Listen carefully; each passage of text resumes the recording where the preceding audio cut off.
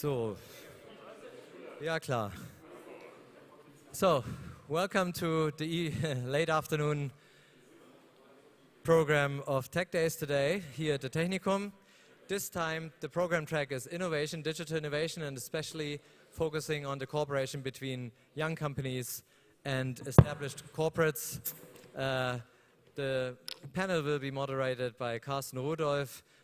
Please welcome Carsten, Rudolph, and the panelists for this session. Hello, good afternoon.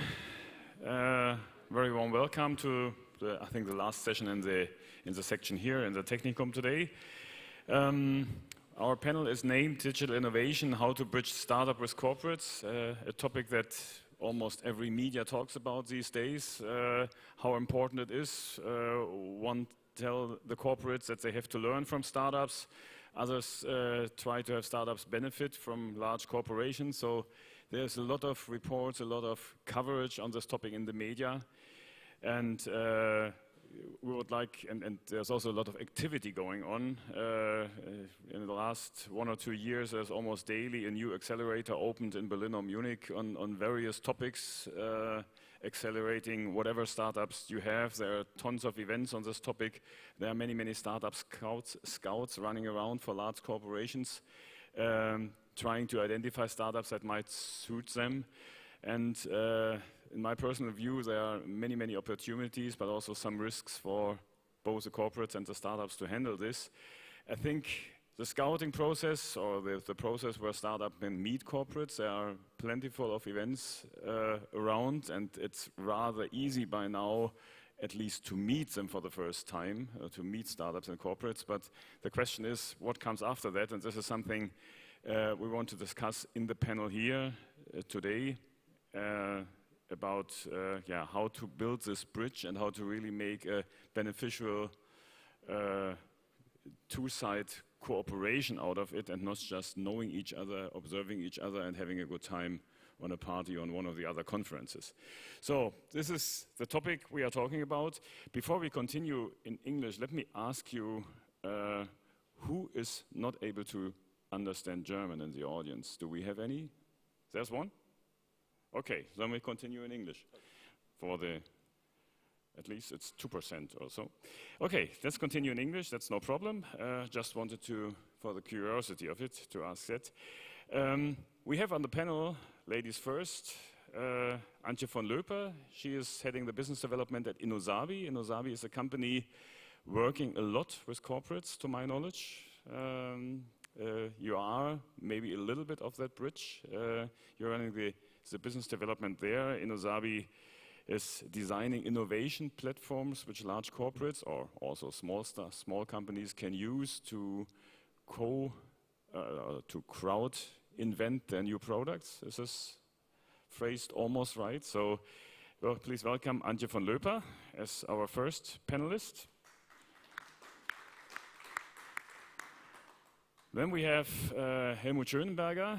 I think from the beginning of his professional life, heading Startup Accelerator, or the Startup Accelerator at the TU München UnternehmerTUM, has grown from you and your partner to 150 employees by now, I guess, somewhere in this ballpark.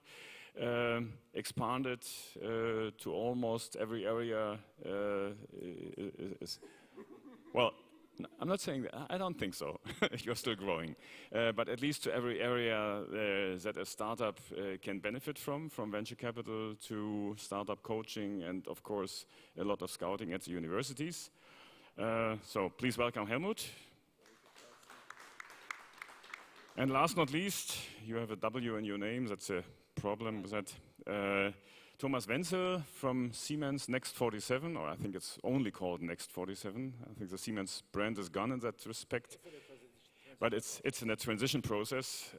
Next 47, also heavily covered by the media, is the startup unit, or kind of startup unit at Siemens, with various tasks, as I learned in the speech before. Tasks from identifying startups outside of Siemens, also identifying startup opportunities inside Siemens, so a wide variety of tasks. So this is what you're responsible for. So we have a very knowledgeable panel here together to start this discussion. So, as always, ladies first. Innosabi, you are making a lot of work for corporates. So to speak, you are the bridge. How does it work? How do you work with corporates? And are you accepted there by now? You are still a young startup, founded in 2010, but still very young. We still perceive ourselves as a startup, that's for sure.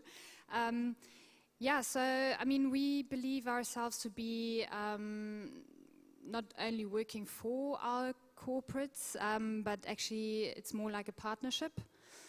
So we are more or less the building bridges. So what we do is, if there might be a cultural misfit which happens every now and then, we have a gap, and we want to try to fill that gap by building bridges. And we do that, well, mostly through technology, but also through innovative, agile, open methods.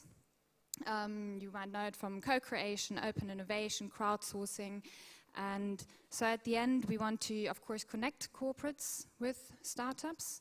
But not only that, but at a later stage also build bridges between corporates and their customers, their employees, anyone who's really involved in the ecosystem of that corporate world.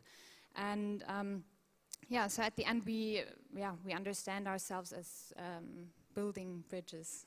Okay. Yeah. And what is your experience with the corporate behavior towards startups? I mean, you have a very almost famous CEO who can probably handle one of the other CEO of a corporate very well, but doing very good sales jobs there. But what is your experience? Are they open to work with startups, or does it take a long time until they give you an order? You probably want money for it, otherwise you can't live with your own company. It is different, but usually we always get an open ear because the topic is interesting. It's in regards to innovation, digitalization. It's one of the top topics at the end, so we always get an open ear. Sometimes it is a bit difficult. So if we talk, let's say, about tenders, there are so many regulatories that really give us a hard time sometimes. So our wish would be the corporates to be a bit more risk-taking. And they know the startups, they're flexible, they work a lot. But at the end, I think, it's important for them to really want to take the risk and work with the responsibilities and challenges that might come with it. What kind of risk should they take? Just spending some more money, or doing projects, or what kind of risk are you talking about? At the end, doing projects with startups that might not be that risk-free yet.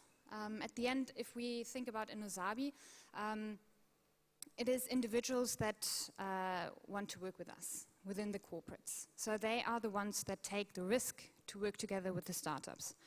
And in order to take that risk, the corporates need a culture that supports that risk-taking. So at the end, it's through the individuals within corporates. Helmut, you are working with startups, as I said, for the last 15, probably years, somewhere in that area. And in UnternehmerTUM, you also have your own accelerator and bring startups together with corporates. Do you have any really good example for a startup corporate cooperation where it really worked? And to be not too easy on you, I don't mean just the purchase of a product by a corporate. So if Siemens just buys a product of a startup, that doesn't count. So is it a real cooperation where they jointly attack a market or develop a product?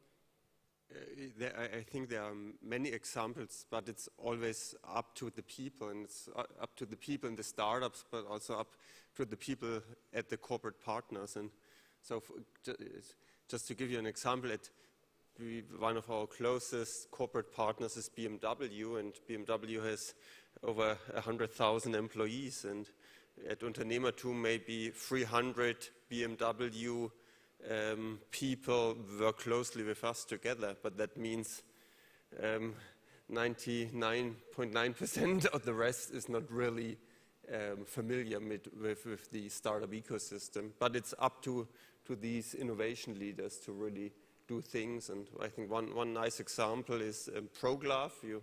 I think you all know ProGlove, so that's a startup out of the university ecosystem here in Munich. And so they built or designed a wearable with scanners on it, and you use it in the production side. So you can, for example, scan in RFID codes, and you're not, you do not need to use a RFID reader pistol. So this thing helps you to save maybe 2 seconds in one move. So in our program Tech Founders, so there are corporate sponsors who are willing to do a demo project, and in this case with ProGlove, Festo was interested in it, and then these guys and girls had the chance to bring one use case to a Festo production site. And this was nice, but then the BMW people found out that there's this startup in another or in the program, and they said, oh, maybe we can also use it in the logistics at BMW. And then there was actually one Vorstand, one board member of BMW, Peter Schwarzenbauer, who's really pushing it, and he said, okay, I think this is a great idea, and now BMW is a really large partner of ProGlove, and they use it internationally now in their logistics centers at BMW, and they co-create and they improve the wearable with the use cases. Yeah. So, but it's always up to the people, and if you do not have the right people on the startup side and also at the corporate, there will be no innovation. Yeah.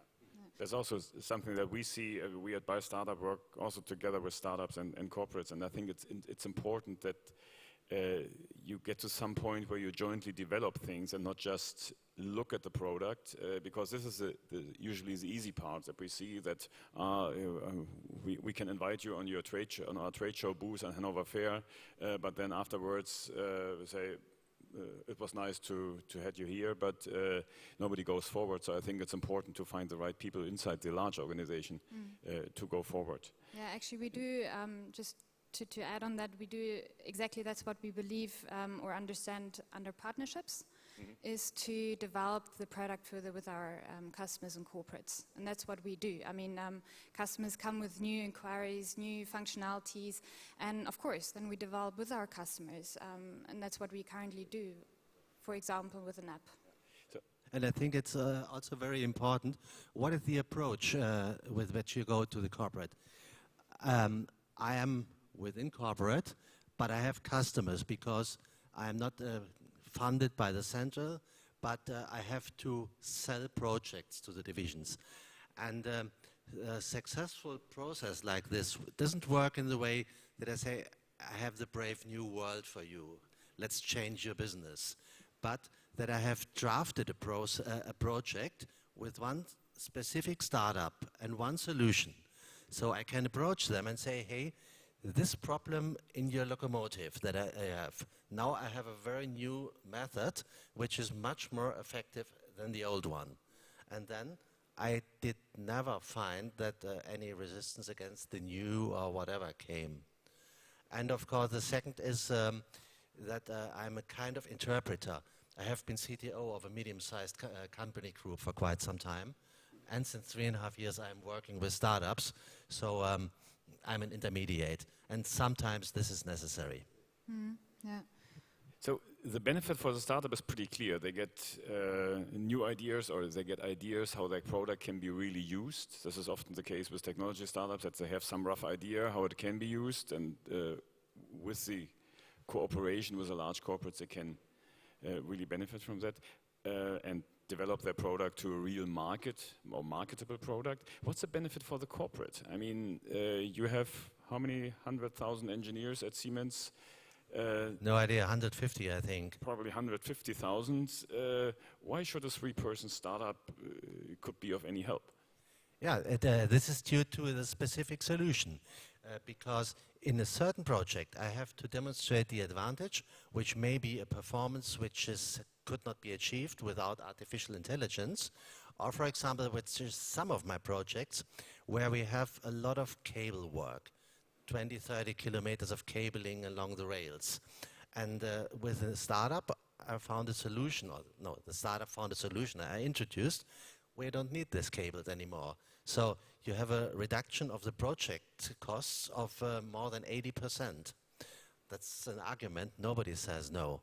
And as this is not improvement of another sensor or whatever, but introducing artificial intelligence, pattern recognition, and by this finding this way to reduce the costs by 80%, both sides are lucky and happy.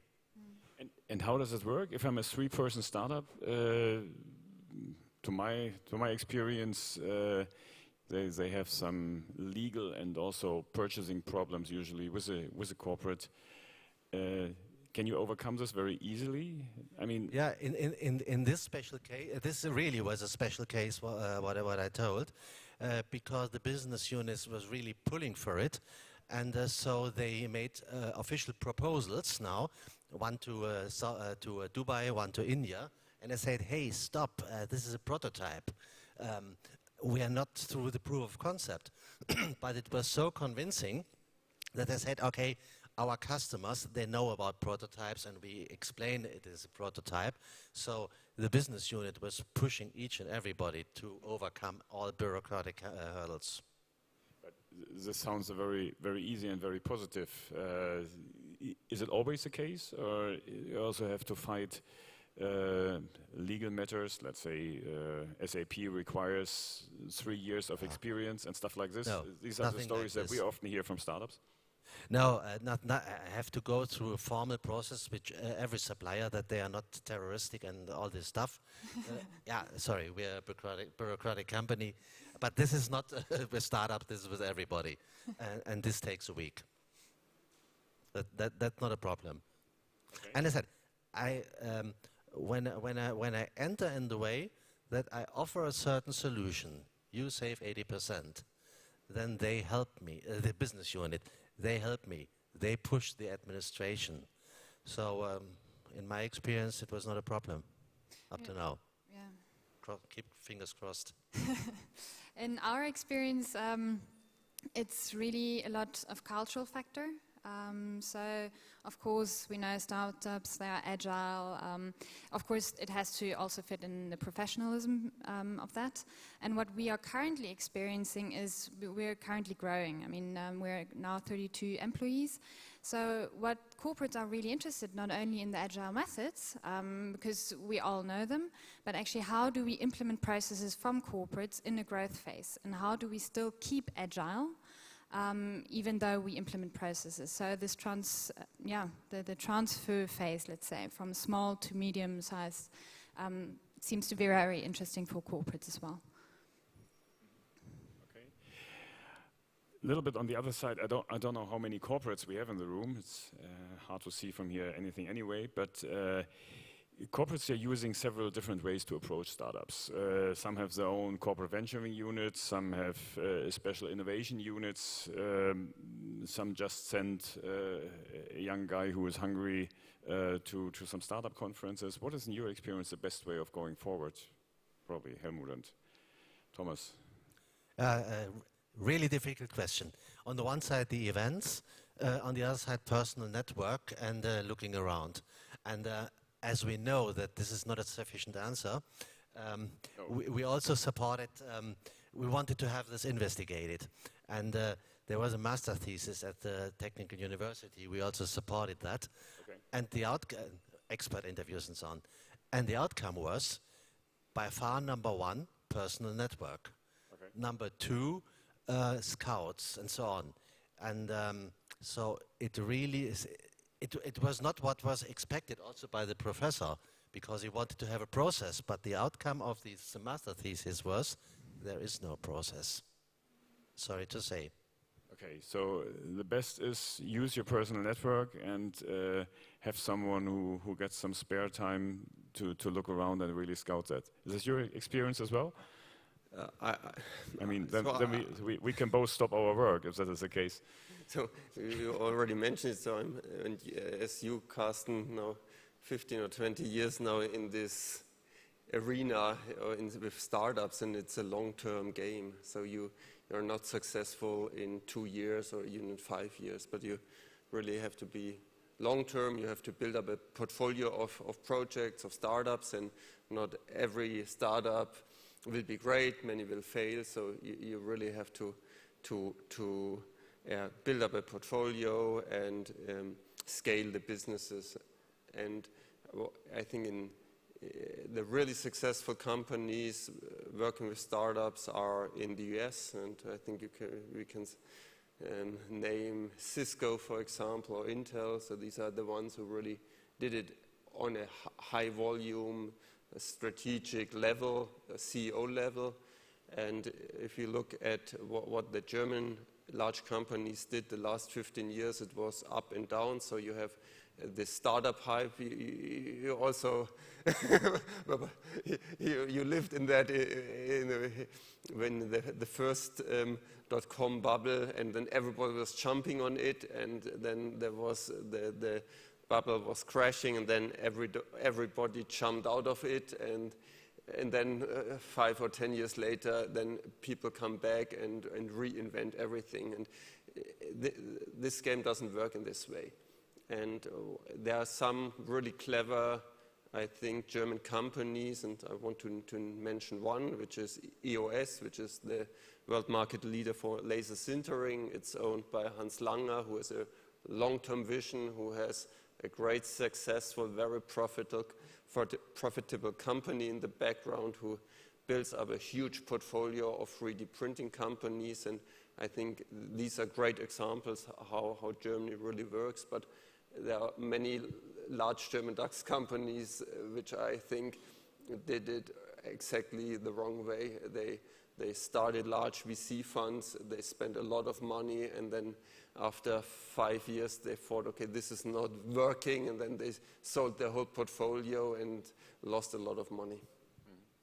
I would like to add one thing, a little bit answering to you and to this thesis.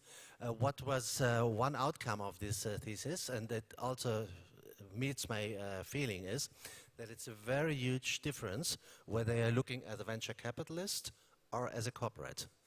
That means, for example, a venture capitalist, he doesn't need so many startups because he can't investigate too deep into startups. As a corporate looking for a solution, I need, say, 500 first looks or meetings to have one contract, because I need that one technology that meets goes to my needs. I have a very different aspects. For example, scalability. For venture capitalists, it's essential. For me as a corporate, it's nice to have. I just want to get one problem solved. And that says the search is very different, especially the fact I need really many to look in. Yeah, if I think about Innosabi, I mean, we were founded out of university, so I think to look at universities is a first step, and to see what possibilities are there, as well as regional differences. If we go to Berlin, we go more into consumer goods. If we're in Munich, more mobility startups. If we go to Frankfurt, it's FinTechs and SureTechs.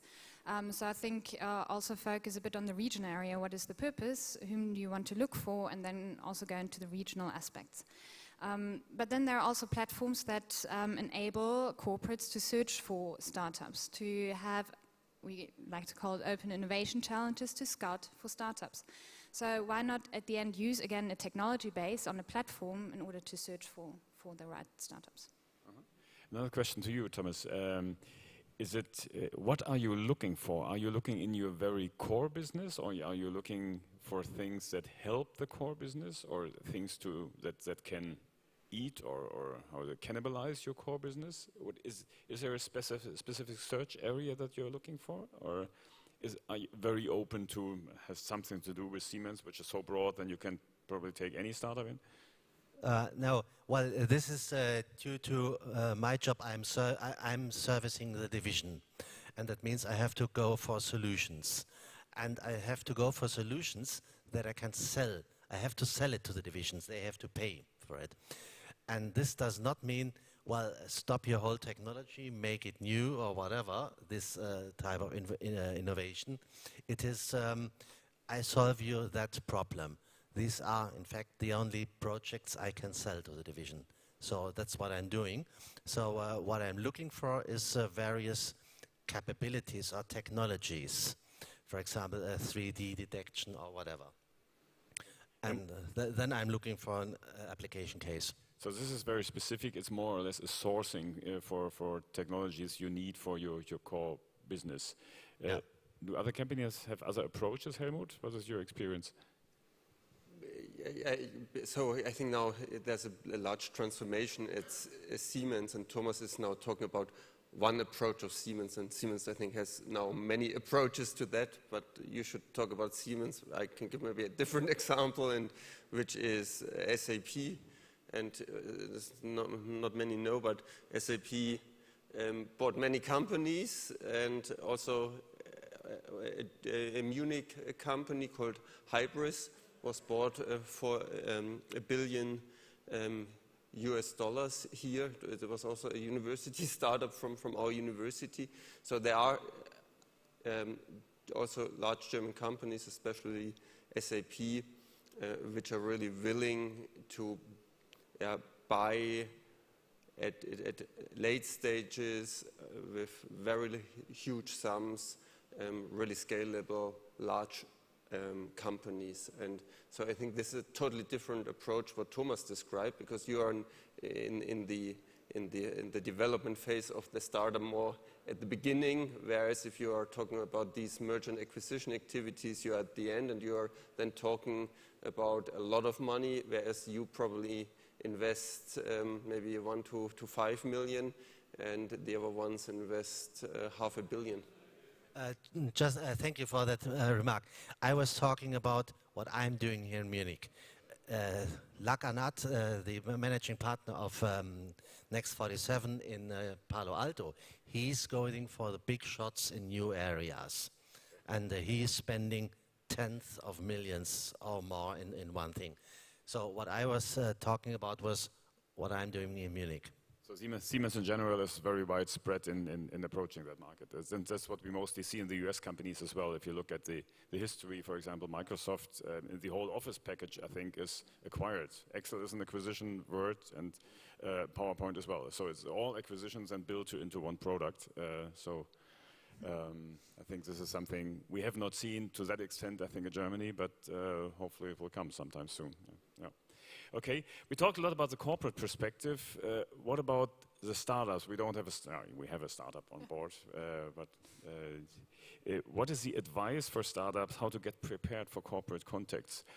When is a good point, or when is a good point in time to contact or to get in touch with a corporate, and how senior or how developed should a startup be to survive lengthy discussions with you guys? Well, do you want to answer? I only again can talk from my point of view. The one thing is it need a solution on a prototype stage. There may be bugs in the prototype, that's fine, but just I have an idea is not enough, because I want to come to a product or a solution within a limited period of time. And then if I could have a wish, some more information on the homepage. I find so many things. We can do everything, and our target is to improve the world. At the very beginning, I just skipped that.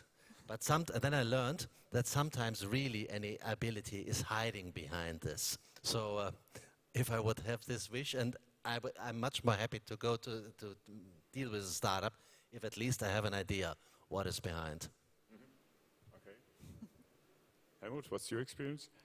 So no, I think we have to separate what kind of startups you are. So if you are a business-to-business startup, then corporates are your customers, and then you should really talk to your customers in a very early phase. And yeah, so you have to know your customer, and so that's also what we as UnternehmerTUM try to foster, is bring people in contact on very different hierarchy levels and getting to know each other. And I think in Germany the culture is often, okay, we have to keep everything secret because we are so fantastic and so we do not talk for the next 5 years, and we will build our product in our basement and then it will be perfect and then a customer will buy it. But this is not how it works. You have to talk to the customer, and this means we encourage all our teams to really get in contact with our corporate partners. Yeah, I think it depends on if you are bought or if you are going into cooperation, working tightly together. So, of course, it depends really on what the goal is. But as you mentioned, transparency, I think that would be one of our main things, is to just have a transparent process to see the cultural fit. Because, of course, we run around in flip-flops, we go into the Eisbach during lunch, but then, of course, we have to be professional as well. So the cultural fit has to be there, of course. And for us, also interesting to see not only how does the strategic level work, but also the operational level. So to really get to know the different levels within the corporates to see, can we really work together and do we want to work together? I want to expand a little bit on the, not so much the German large industries like we see in the big corporates, but to the small German famous Mittelstand world. When you listen to politics, the opinion is very common that startups will solve all their digitization problems. Do you think that will work? The Mittelstand is often claimed to be very well sleeping on the countryside, not being digitized at all, and startups are the cure for that. What is your experience? Could you help? Of course, no, I'm just kidding. Small companies as well that are sleeping in the Bavarian or the Swabian woods? I mean, we don't have that much experience with small companies, rather with corporates. But I mean, of course, it can be a benefit, it cannot be a benefit. Digitalization is not only about digital products or services, but also about cultural change and other things. So at the end, of course, we can give our input. We can try to implement agile methods, open collaborative methods, but if the corporates don't want to, if they don't want to face the challenges that come with it, then we can't do much more than that. So the corporates need to actually take action. Again, from my special point of view, I think it works, but not with a kind of big bang, but with a kind of step-by-step thing. So I experienced that I have one project where I compare various sensing methods on the highways. And, well, it happens to be, no, it doesn't happen, it's logic as it's by startups, it's all artificial-based pattern recognition. Okay, you don't do this locally, you do it in the cloud for various reasons. And then at one point of time the customer asked me, where do you want to install the cabinets on site? I said, which cabinets? Yeah, for the computers. Yeah, no, there are no computers, it's all in the cloud. And then at the end, they were really happy. We are in the cloud. So a certain portion of their technology was transferred into the cloud very easily without problems or so. So, Carsten, I think it's a huge problem, and so our experience is that after now 15 years, we now work with about 100 German companies, and so most of the large companies are in there, but also all these hidden champions. And so these are great companies with great teams, extremely competitive, and they know how to interact with the startup ecosystem. But it's really only these 5% of the German companies there, and what is the rest doing? And so we also are part of initiatives of the German government, of the Bavarian government, to also engage these companies. For us, also as an entrepreneurship center, it's such an incredible effort, and our goal is to build up the next generation of high-tech companies, and and then we play with the guys who can run the speed, and it takes us far too much time to really explain everybody what digitalization is. And on the other side, if you look at it from an economic point of view, I think it will be a huge problem for the German companies. There will be great companies which will be or stay world market leaders, and there are many out there, but I think the majority will have a huge issue.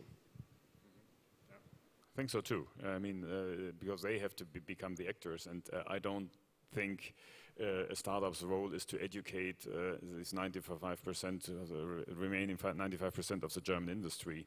That's what they are usually not have started their company for. So that's the issue I see with that respect. It's about attracting great people. So, and if you look at even at a university as ours, a technical university, we are one of the best ranked European universities, and we have a very limited pool of great talent, of really great talent, and everybody, it's not only Siemens and BMW and McKinsey, it's also the American companies. So there are many American companies now coming to Munich because of the great talent pool. There are Asian companies coming, and then we have the startup ecosystem, and so the students have their own ideas and build great companies as Innosabi. And what's left for the not so successful Deutsche Mittelstand? So can they attract the next generation of great talent? And I'm not very positive about that. Okay, so if there's any of these small 95% companies among you, it's time to wake up and to go forward. From your experience, and this will be the last round of questions before we open up a little bit, from your experience, are there certain specific areas that corporates are looking for in particular? Let's say the hype things like AR, VR, is it IT security, which is one of the main focus areas of this conference here? Are there any specific areas, or is this just, does it not matter? So maybe I start. So AI, I would say, is now the most hyped one, and is it just hyped, or is it of most interest, or is it just? I think it's now the buzzword, and now everybody's jumping on this buzzword. But there are great potentials, but I think the expectations are also very high. And I think cybersecurity is extremely important. And with Peter, we are discussing a lot how really to push this forward. But I think this will take us a few more months and years to really get traction in this field. I would support that also from my experience. Currently, I'm running 10 projects in parallel. 9 out of 10 are AI-based. And this was not intended or so. It was just by the selection, as I explained before, that I'm looking how can I help this business unit. And in 9 out of 10 cases, this was an AI application. Okay. Not a strategy to go for AI. On your end, I mean, you do even in new inventions for Haribo, as I know. So it's is it AI for Haribo too, or is it the blue gummy bear? No, we haven't. The AI, of course, it's a buzzword, but we haven't really touched that topic yet. I mean, for us, of course, I think one of the bigger topics is cybersecurity. Anything to do with data and security. Corporates can deliver the data, startups, the technologies and ideas. So I think that is definitely a topic that will be a huge one. Okay. Yeah. So I think time's almost up, but I'd like to open up if you have any questions to us, to any of the panelists. if I can see anyone. Is there any question, any comment from your end that you want to address before we call it a day and open it up to the arts piece of the conference? Nothing? Oh, wait, that's one.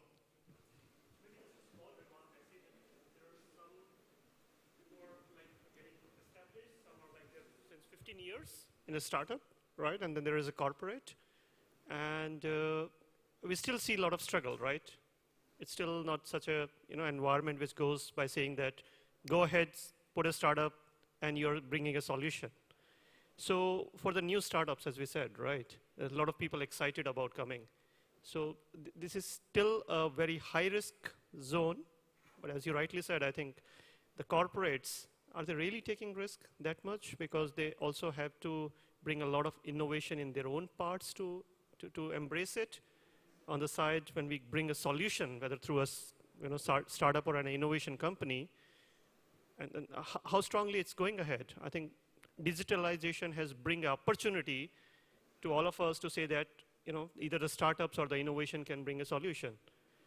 But is it really growing the way it is being talked about through a startup phase or both for the corporates? I think that's my question. Thank you. I mean, to just rephrase, so are corporates really willing to take the risk of corporations?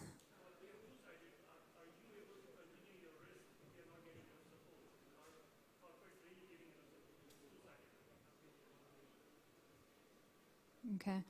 I mean, out of our perspective, we haven't been in this situation yet because we,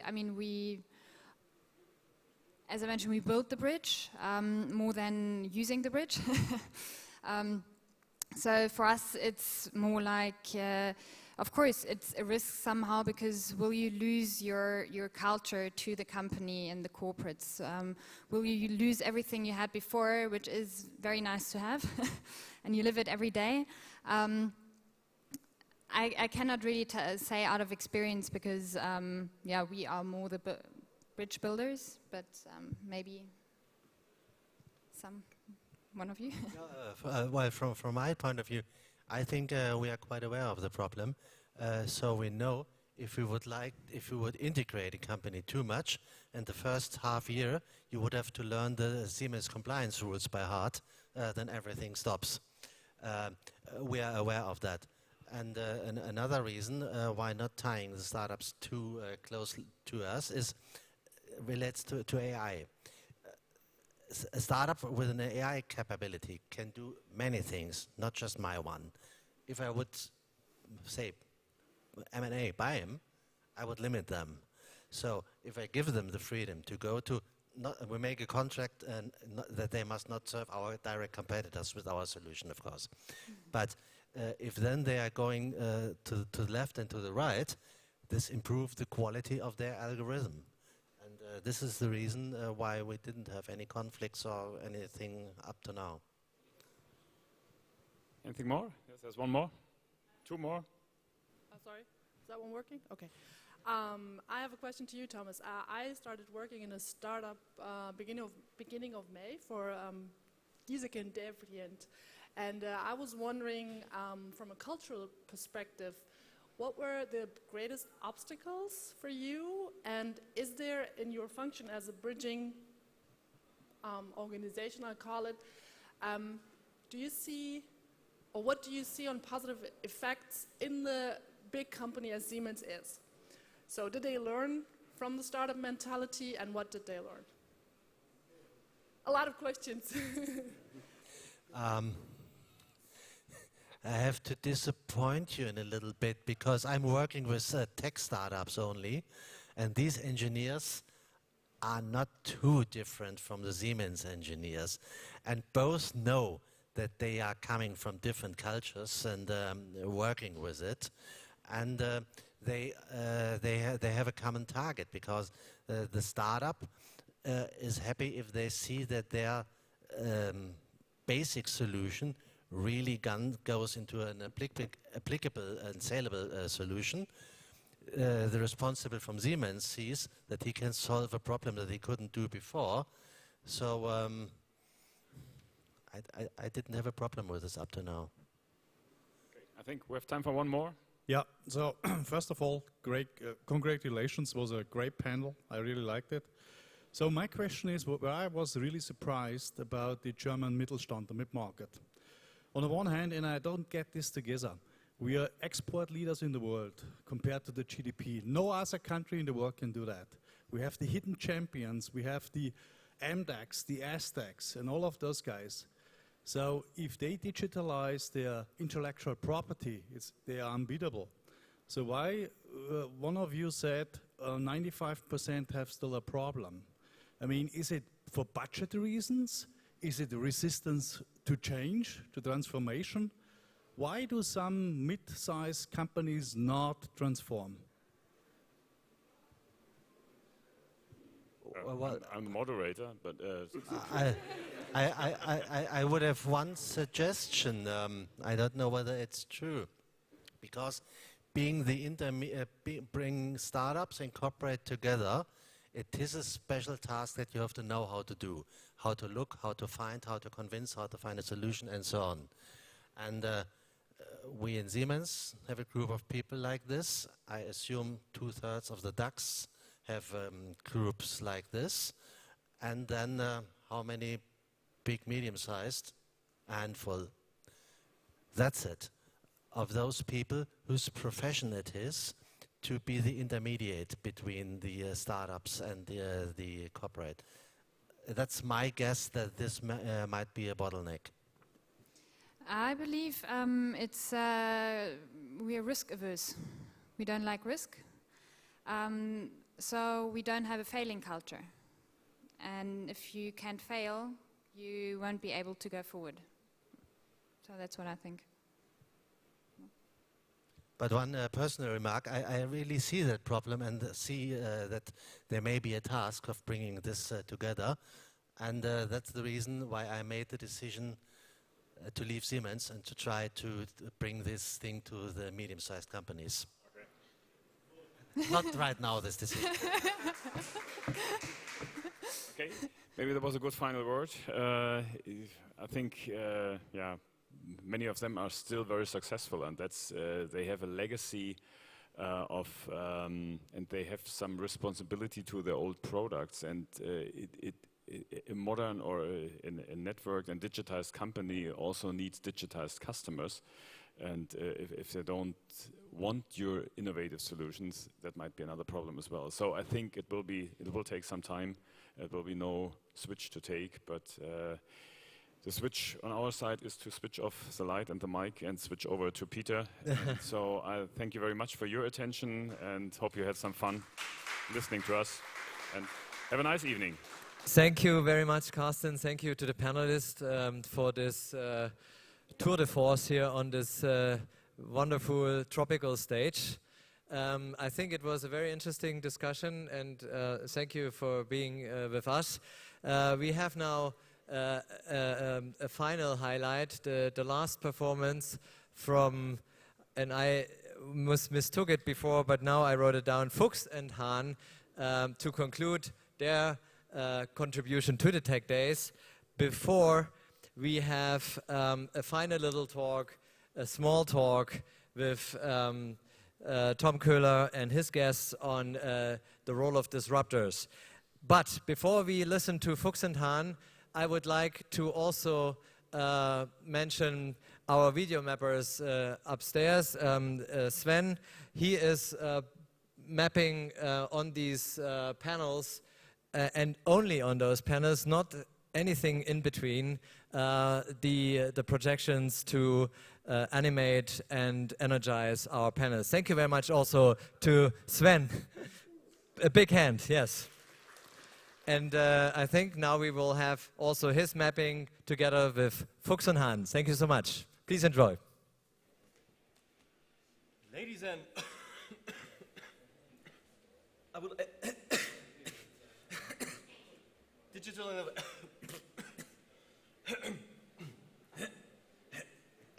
Tech Day. The heck?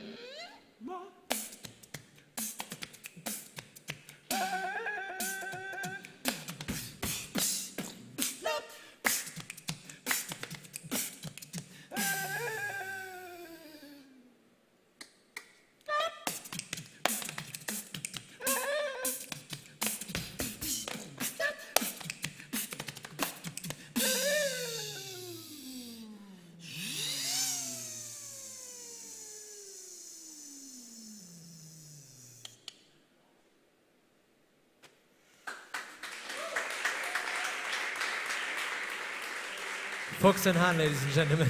Thank you so much. Thank you. So, I would like to welcome now Tom Köhler and his guests. I think it's going to be a fireside chat, but at least there's also cold beer available, I must say. And the moderator is here. Yeah. So you got it. I know you got water. Okay. But if there's, please ask for cold beer at the bar to refresh and to make sure you hydrate well.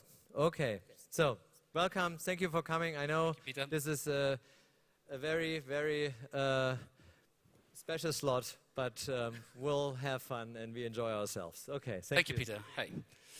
Ja, so wir sind die letzte Runde für heute Abend und ich würde ganz gerne mit einem Zitat von Woody Allen anfangen, der mal gesagt hat, wenn man nicht hin und da auf die Nase fällt, ist das ein Zeichen, dass man nichts wirklich Innovatives tut. Seid ihr oft genug auf die Nase gefallen, weil ich sehe jetzt noch keine Blessuren bei euch, das könnten wir vielleicht gleich mal diskutieren. Und wir haben ja heute von dem Thomas Sattelberger ein paar interessante Dinge gehört, was eigentlich nicht so funktioniert, wenn man so über Disruption spricht, über Innovation spricht in Deutschland.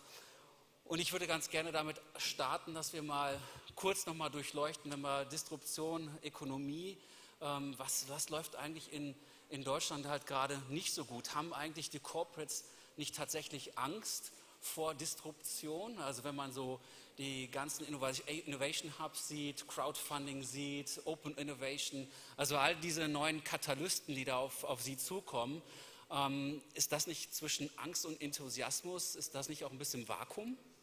Daniel?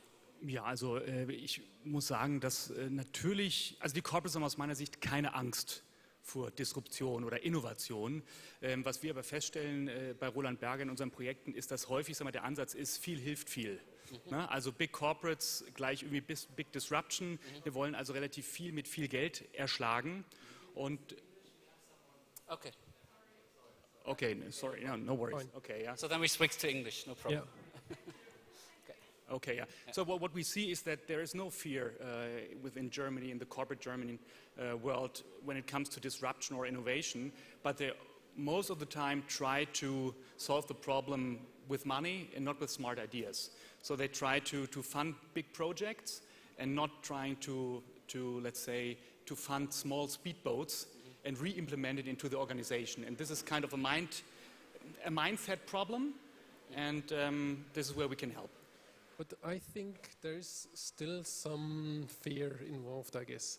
So when I see that big corporates are really like outsourcing the digitization to innovation hubs, then it's probably a little bit of leaving some employees behind and give the more digitized people some playground, and then afterwards they try to bring that innovation back into the company. Yes. I think it's still something like keeping a distance to the digitization. Of course, take money, Yes. throw it at something, and hope that it's then resolving to something that's new, shiny, innovative. So I think some of the middle managers and upper managements just want to delegate this and don't embrace it so tightly as we might expect it. Yes, I agree 100%. So the biggest or the most dominant aspect of failure when it comes to bringing innovation into a corporate is the reintegration from an innovation hub back into the organization itself.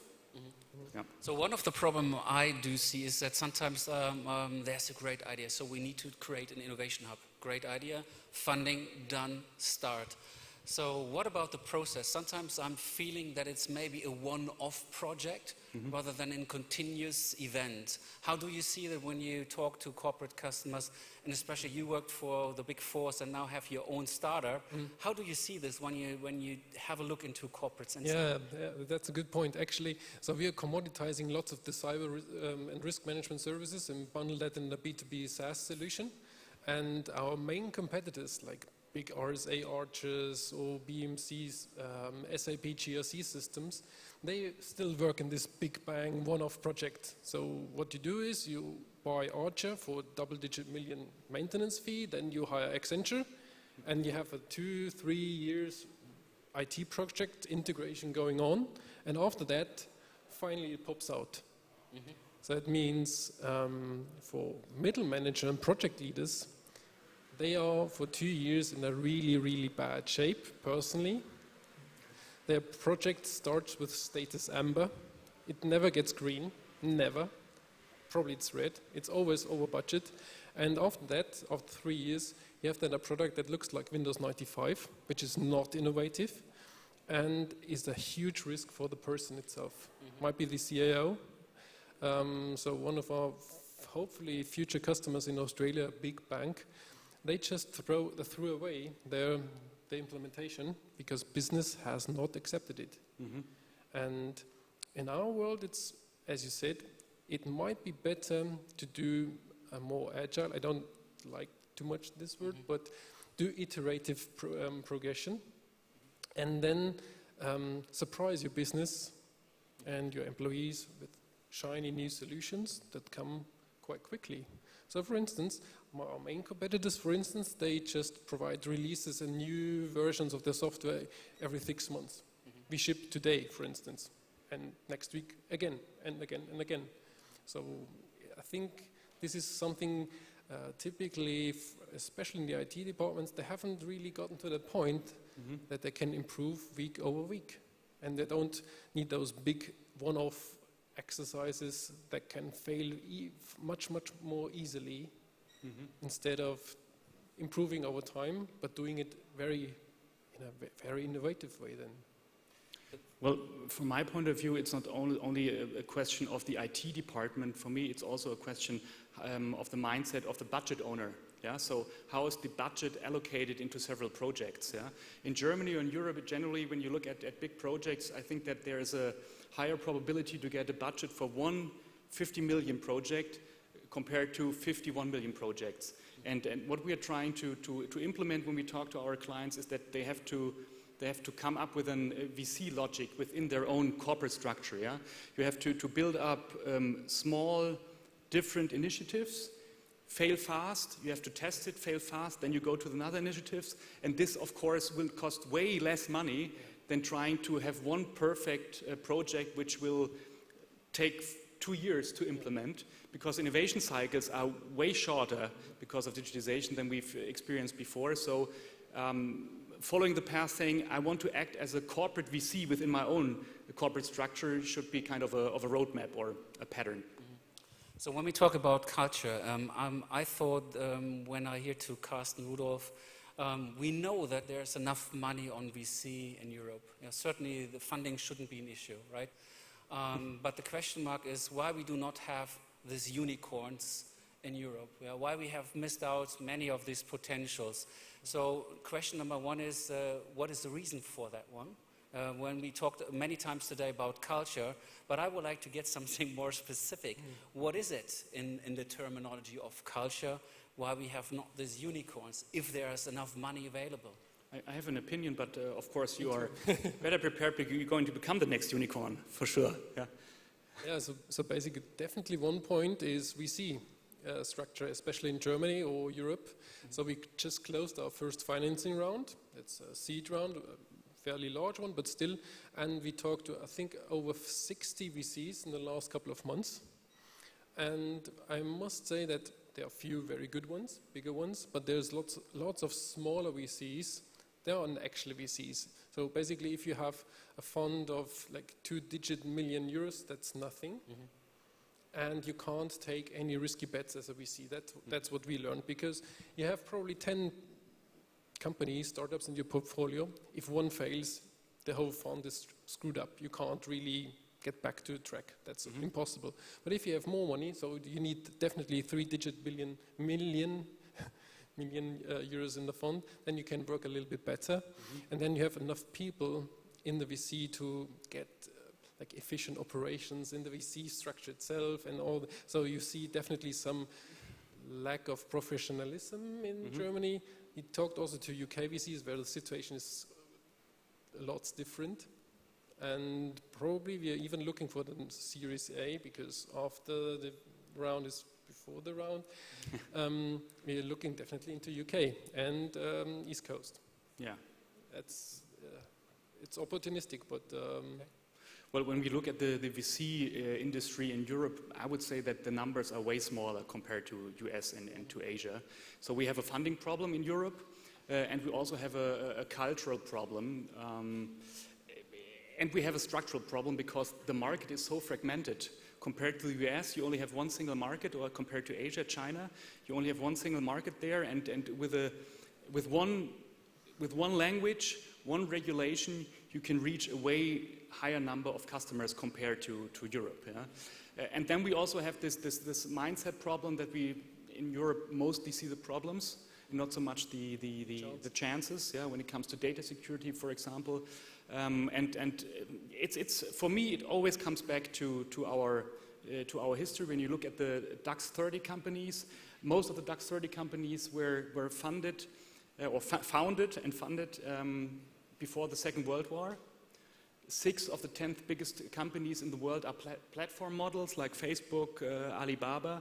They were founded 20 years ago.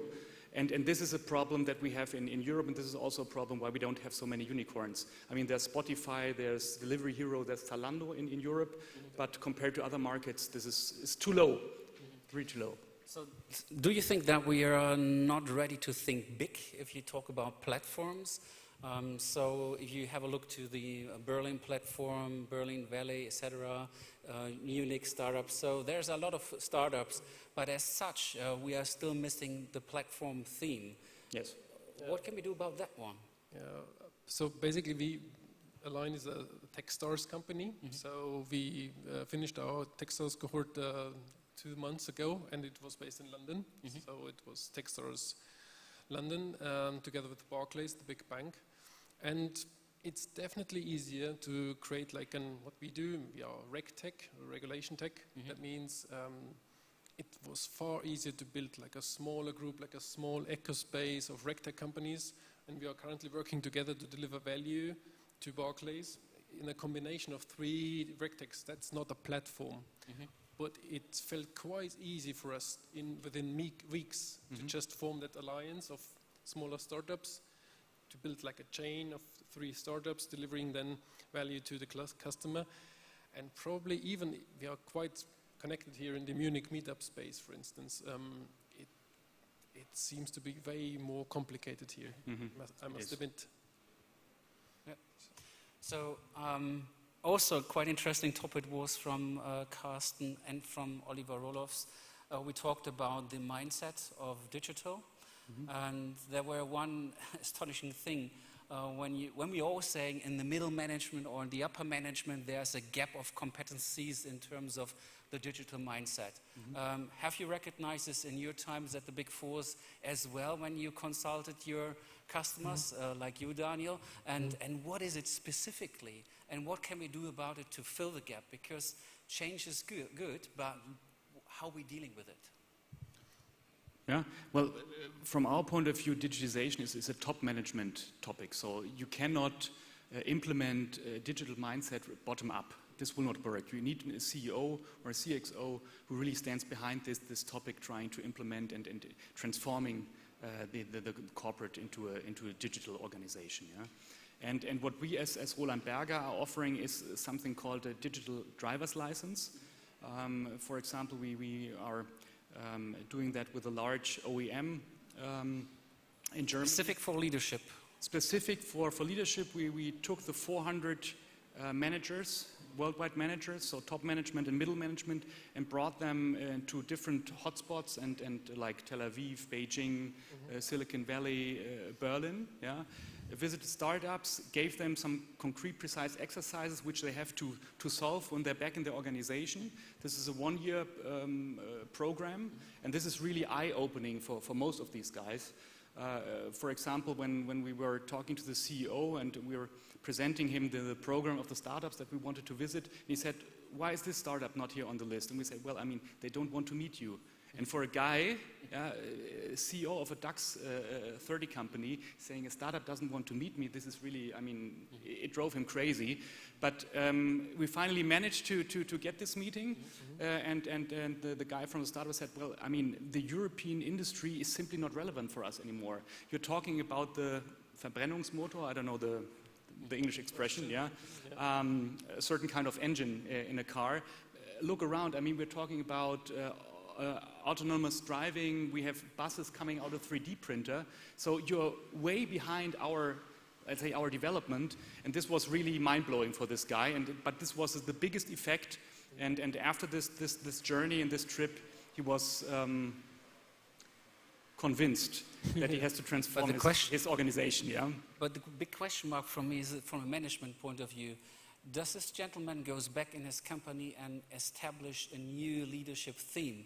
In terms, is he changing his command control environment, his KPI system, so that disruption can really also take place? That would be the major question. We're working on that, yeah.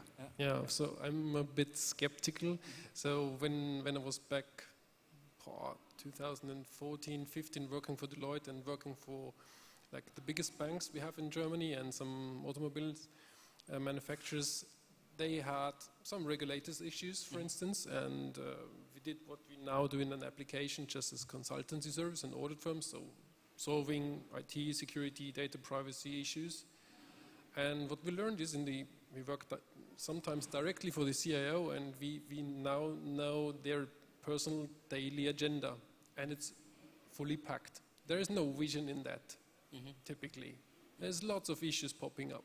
There's lots of regulators coming in saying you have to solve this, you have to solve that. That's just exercise and working, delegating tasks, getting back some bad feedback from the CEO maybe. KPIs are not matching the expected result.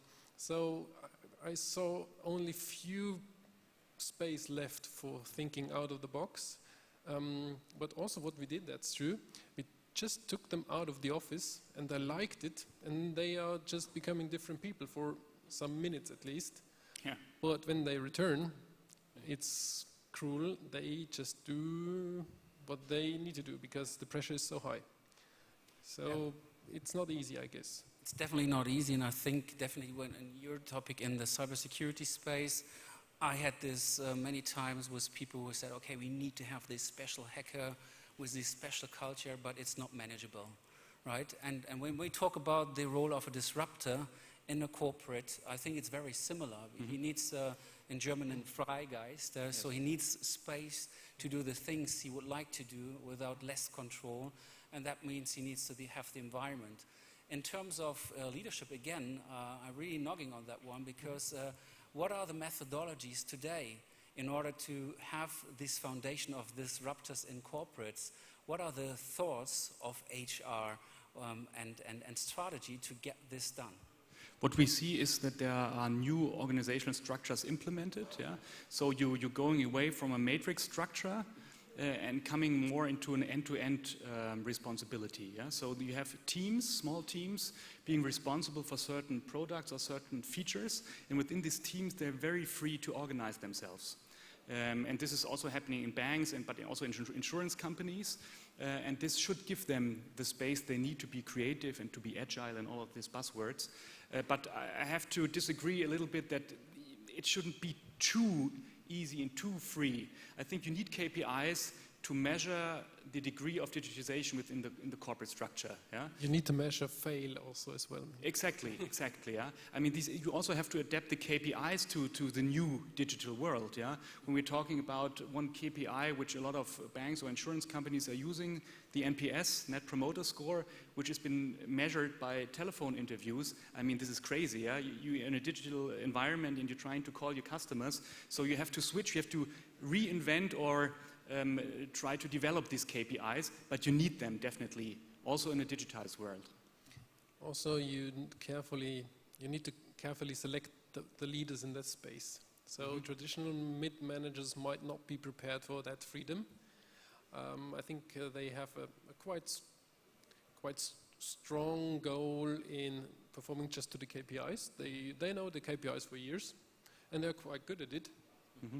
But they are not entrepreneurs, actually. So the bureaucrats, or even like a stand-up mid-manager might just go to work, look at his KPIs, and goes home again.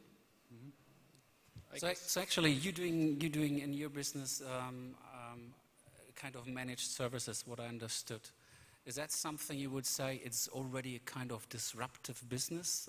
And how do you deal with it when you talk to your current corporate customers? Yeah, that's really a point. So currently I must admit we are quite opportunistic. That means our sales in Germany is fairly limited.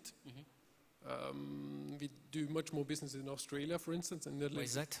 Because English-speaking countries are adopting earlier. They are adopting earlier cloud solutions. Our solution is the cloud solution. And but we recently won 2 fairly big deals around typical German engineering companies here, and also one in Frankfurt, a mid-sized special bank. And for the bank, for instance, we are the first cloud solution they implement, the first. And they're asking lots of funny questions. Like, how do we do that?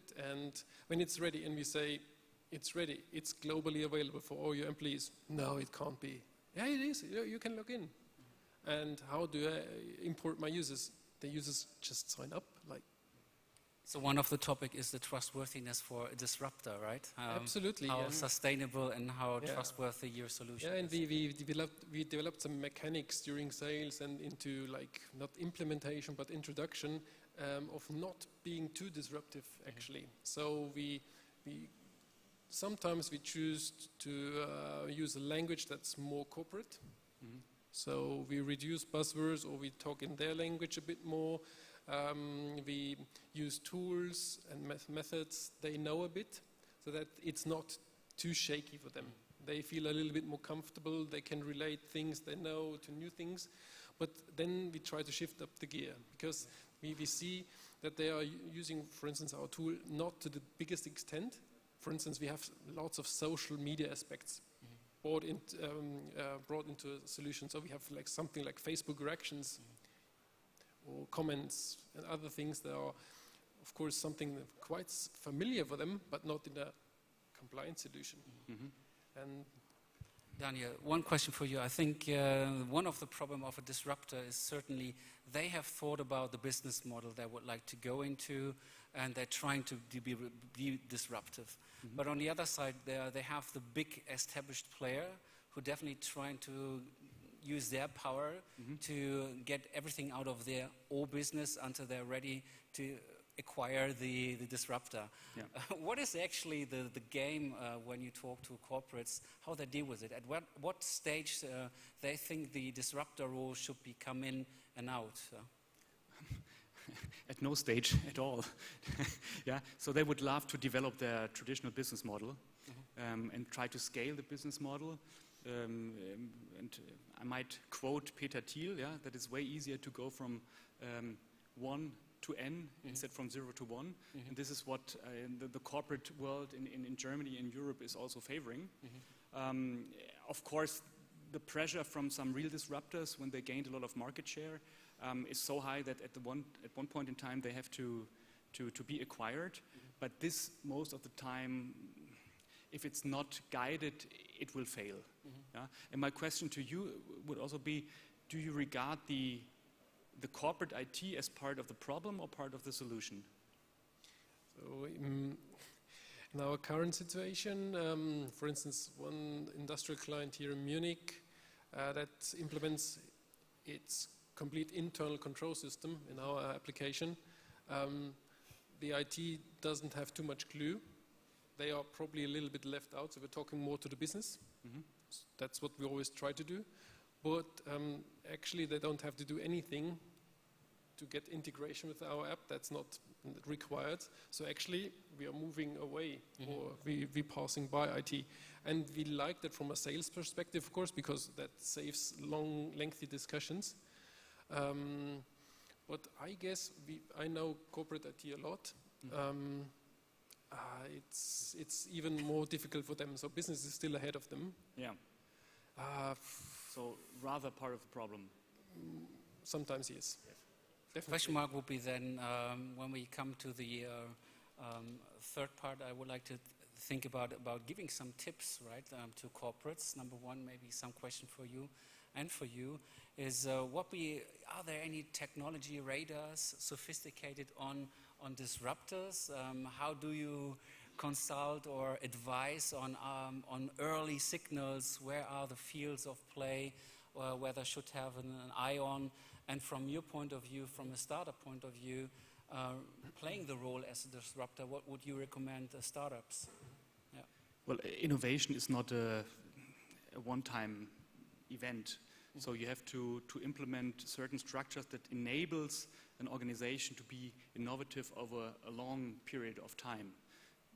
This VC logic that I mentioned at the beginning, this is something that we strongly recommend. And it really depends on the people that are working in these speedboats. Yeah? Most of the time it's politics. Yeah? And I mean, this sums it up. You need someone who really is standing behind digitization, who is familiar with agile and innovation working modes, and who really has a track, an own career connected to this innovation coming to the company. If it's disconnected from your own personal career, it's simple as that, it will not work. So you have to steer these people and you have to incentivize these people in a way that innovation really can happen. Yeah, so I used to work for a manufacturing company, very large, and they spend billions of money in R&D. They put on top of that one the name innovation. And when I'm looking back right now, I really have to say there's a lot of stuff being worked out of this money, and they have certainly developed a lot of patents. But do you see them on the market? No. So question mark would be, what are reasonable KPIs then in order to steer an innovation or an R&D team to get this type of culture into the company? Yeah. So that might be, should be some thoughts, because I think they're missing reasonable KPIs in the market or performance measures on innovation today. Yeah. But last but not least, on the startup, what would you recommend to the people? So I just have experience now for 2 years in the B2B market. So I can't sell or deliver any food. So, but in the B2B market, of course, talking to customers is one thing, but we quickly recognize there are two types of contacts within a customer corporate environment. One are the gatekeepers. That's like the end boss of a video game. For us, lawyers. So if we hit a lawyer, it will be difficult to sell. So also it is quite important to get as high as it can get in terms of the food chain. So we sell easier to top managers than to mid managers, because mid managers might lose or get people shifted to other jobs because we are commoditizing some Excel spreadsheet work. And they don't want to lose budget and people. So, but the visionary guys are sitting more in the higher positions.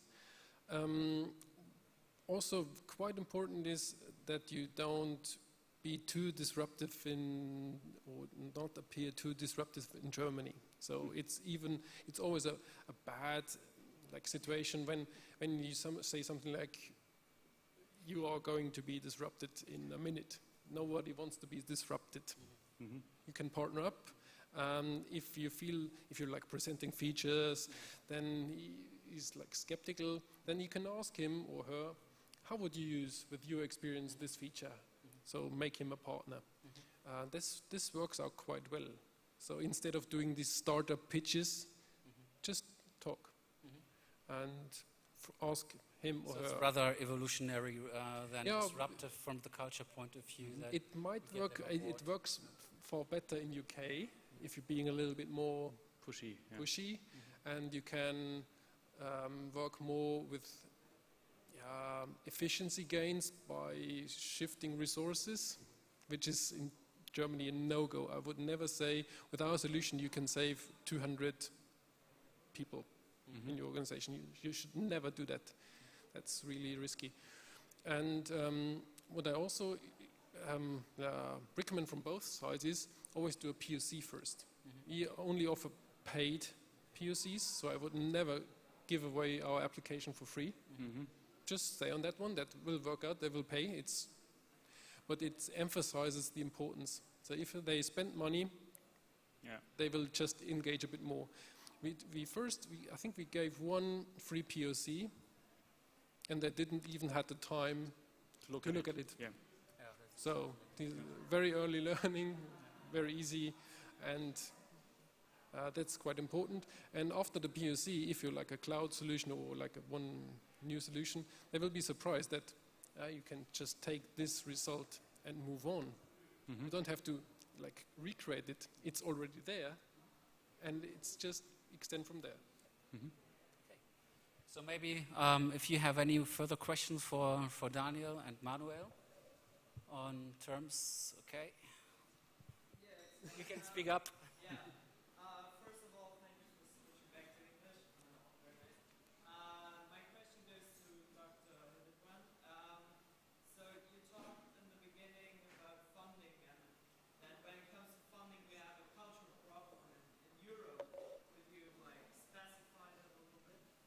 Well, not only cultural, it's also just a question of resources, right? So I mean, the funds in Europe are way smaller than the funds in the Silicon Valley, and the average ticket they spend naturally is way below the ones in Asia and in US, because the market is way smaller, So if you are in startup in the US, you need more money in Series A or Series B in order to conquer the market, but your return will be way higher, In Europe, you have 20 different markets, and you get the advice, just focus on market A, B, C, and therefore the fundings are lower than in the States, Absolutely.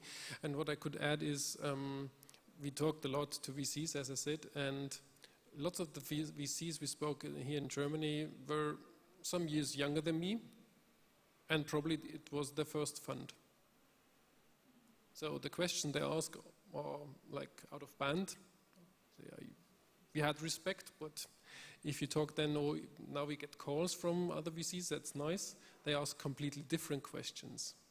And they are serious businessmen and women, and this makes much more sense. And then, so it's a completely different world somehow. It is, So the spray and pray approach happens more often here in Europe. In the States, what we recognize is that there are more targeted investors that know what they're doing, but it's natural because, I mean, they're way longer in the business. The industry is, simply just developing here in Europe, I can remember one transaction a couple of years ago. One of the first software-defined network inventors have been acquired by VMware for 1.6 billion, and this company never made any volume of sales above 50 million. So could you imagine that somebody would buy for 1.6 billion cash such a company? No. And it's immediately the question mark of platform, because obviously this little piece of software implemented in the global market share of virtual computers is of a high value for them. So, and you never get a CFO in Europe to sign off for such a transaction. Yeah. No, never. On the other hand, we experience that founders in Europe are selling way earlier than the US. So this is also a question why we don't have so many unicorns in Europe, because they just want to get rich, cash in, and then just do another startup or try to buy an island, whatever. Yeah. But in the States, they stay longer in their companies and try to grow it. Yeah. So this is also not only a problem of the VCs; it's also a problem of the startups themselves. Oh, really? I think that's true. We are four founders, and we have always to force us to think bigger. Mm-hmm. That's true, but that's a general rule. Like, yeah. 10x. 10x. Yeah.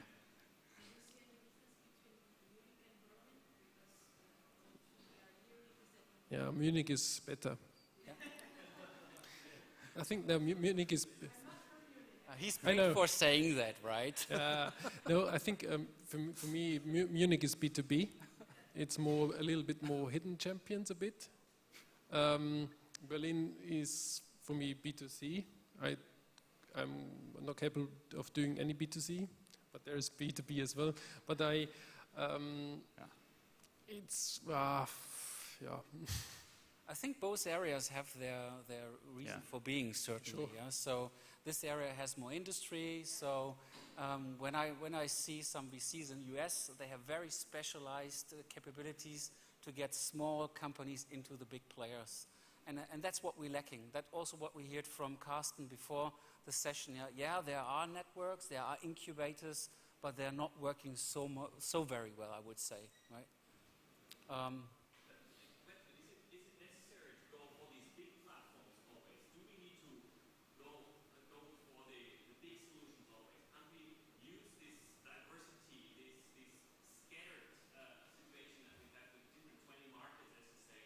Mm-hmm.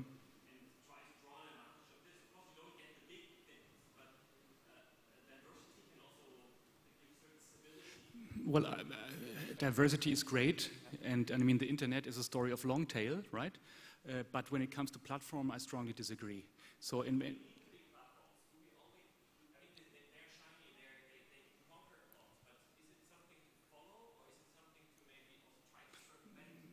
it's the rule of attraction. I mean, you're on Facebook, I'm on Facebook, I'm not on. Okay, but yeah.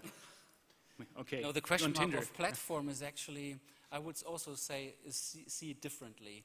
But if you do not have a platform, you certainly have to spend more on orchestration, because you need at least to have this market where you have all these scalability effects across countries. So you need to have the culture established. And the beauty, of course, with a single platform is you find connectors to dog on these platforms and create value immediately. Yeah. And the problem for Europe, I would say so, is that this huge platform disrupts the existing economy, the existing model. So you have to find some way out of this situation. So it could be smaller sized platforms, of course, but that certainly needs capability in leadership and orchestration. I agree. So even us, a small company, we are striving for a platform, especially in the area of supplier and vendor governance, our dry topic again. But you have so many business contacts. For instance, a medium-sized bank has 3,000 suppliers that are data protection relevant, GDPR. And we have our platform, so if these 3,000 suppliers have an aligned access, and the bank scale by far. Yes, and the whole audits and assessment pieces, this can be also already automated. Yeah. And this is a sign of creating trust relationships on these things on one platform. So we're striving for that. Yes. For platforms, I strongly disagree. So there's this Highlander principle. In other business models, it's not, but platforms consolidation is key.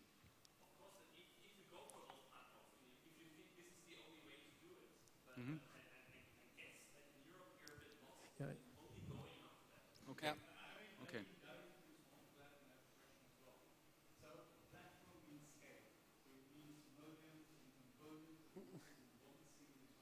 Mm-hmm.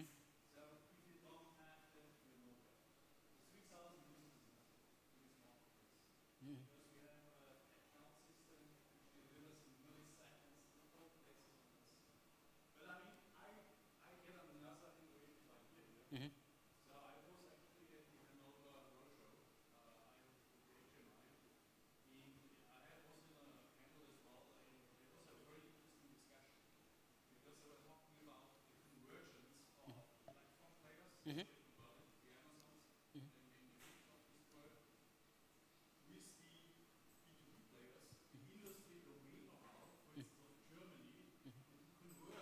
Mm-hmm.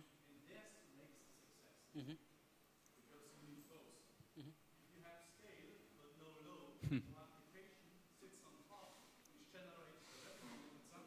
Mm-hmm. Absolutely.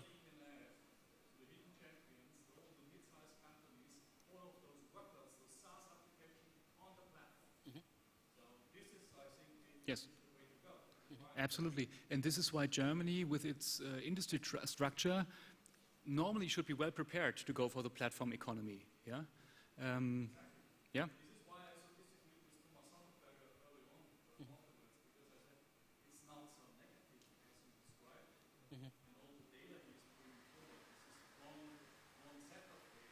Yeah.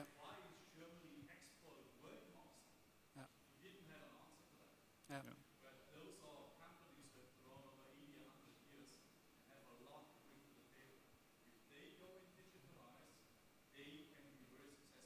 Fully agree, and I think if you have a deep insight into different sectors today, why they're starting running into AI business is not because AI is so sexy. It's because to understand better their business and also to get even better understanding about their processes. And these are the kind of homeworks that they need to do, and then to decide, I would like to have a single platform, or I have multiple platforms, or I have multiple stakeholder platform.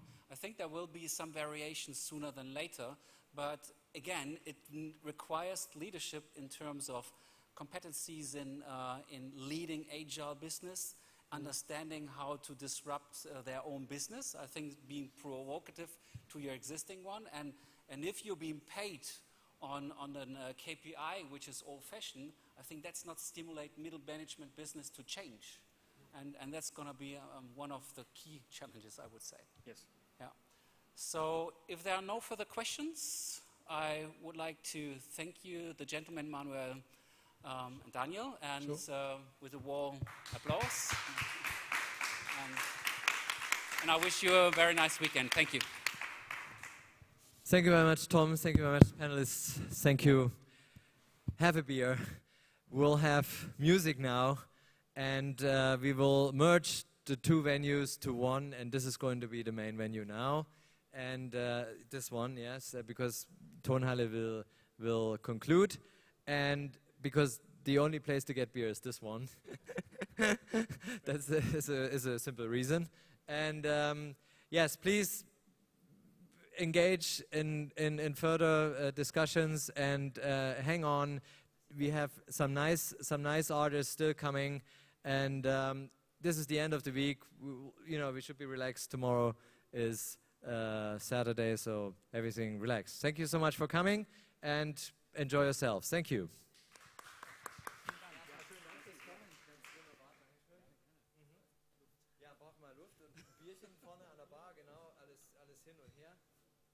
Das so super durchziehst, ganz lieben Dank, Tom. Super professionell, finde ich genial. Also das hättest du auch fast ausfallen lassen können, aber ich fand's das ist doch toll.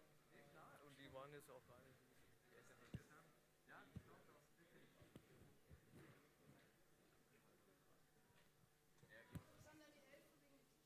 ja, die Tische können wir runter tun. Ja, was haben denn die Helfer? Die hole ich jetzt mal. Ja,